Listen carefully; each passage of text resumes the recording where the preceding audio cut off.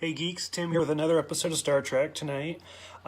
Big one tonight. It's the Menagerie, parts 1 and 2. So double length, double episode, double video. Why not? So this is a huge episode. This was a huge thing for Star Trek in general. I don't even know where to start. I have so many notes. So first, I guess I'll start with the background of this episode.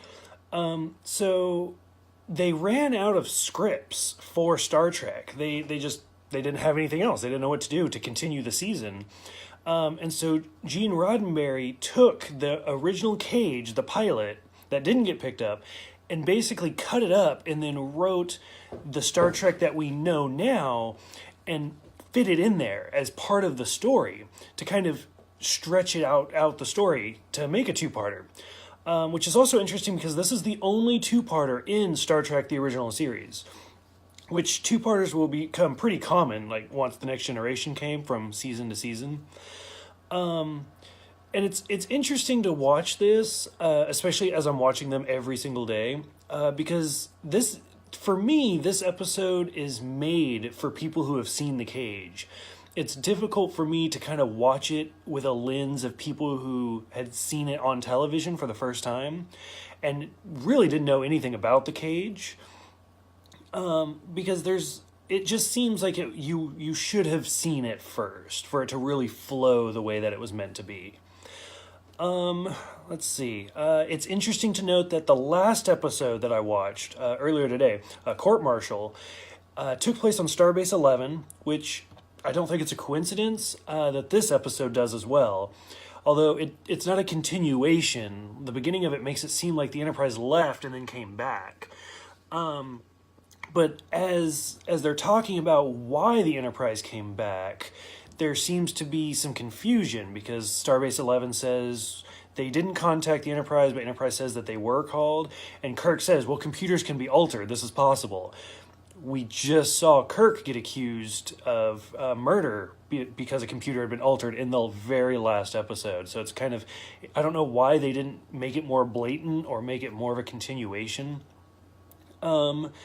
And to continue with that, like I said, the last episode was all about Kirk being in trouble and being court-martialed, and this episode is all about Spock being in trouble and being court-martialed. And whereas the last episode didn't work for me personally, this episode kind of does. Maybe it's because it's broken up with the stories of The Cage, or maybe it's because we're actively seeing Spock do things, so we're as confused as well. I'm not sure why. But this episode really, I like this one. They throw out a lot of numbers in this episode where behind the scenes, a lot of the hardcore fans can like give you dates, times, everything. But in the actual series, they don't do a lot of it. Whereas in this one, they tell us a couple of things. They said that Spock served with Christopher Pike for 11 years. So Spock's already been in Starfleet for quite a while. And they also said that The Cage took place 13 years ago from when the Menagerie takes place. So where exactly in there, as us watching TV, we don't know where that little boundary, like where did Pike leave and Kirk came in. But it gives some interesting numbers to think about where, like how long Spock's been in Starfleet, how long Pike's been off of the Enterprise. The filming for this episode was really well done. Like when they're in the office and stuff, there's bright neon pink and blue and stuff that really contrasts with the darkness of space. It also just very 60s. An interesting note is this is the first episode that came out on VHS. And I thought it was kind of weird and bad storytelling that Spock basically steals the Enterprise and then Kirk follows along in a space shuttle, which I'm pretty sure is the Galileo, just reshot, from Starbase 11, and then he ends up running out of fuel, but the Enterprise rescues him. It's just kind of interesting, like, why didn't he just get another starship?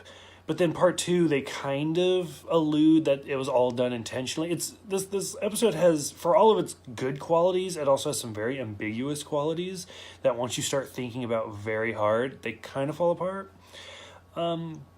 Yeah, overall, like I said, in the first episode when I did the Cage video, this always has a special place for me because I grew up with a VHS tape of the cage, and it was black and white, except for the scenes that they used for the Menagerie were in colors, so it would flip back and forth. And as a little kid, I just thought it was cool. But this is one of the first memories of Star Trek that I have. It's not the earliest. I'll tell you when we get to that episode. But this is definitely one of the earliest memories. So that's probably why I like this one so much. Just all the nostalgic reasons. But yeah, if you guys have seen it, what did you think? I need some help from you guys, actually. Because somewhere in the back of my memory, there's a TV show that I remember, I think it was from the 90s, and some characters, some like uber nerds, are arguing whether or not Star Trek had 78 episodes or 79 episodes because of the Menagerie. Does it count as one episode, or is it two different episodes? I don't remember if it's Buffy or The Simpsons or what it is. If you guys know, can you tell me? Because it's bugging me. It's like an earworm. But yeah, otherwise, if you guys have seen it, what did you think? And I think tomorrow's episode is shore leave, which is great because we've just been in court for 3 days. So yeah, but yes, I will see you guys tomorrow.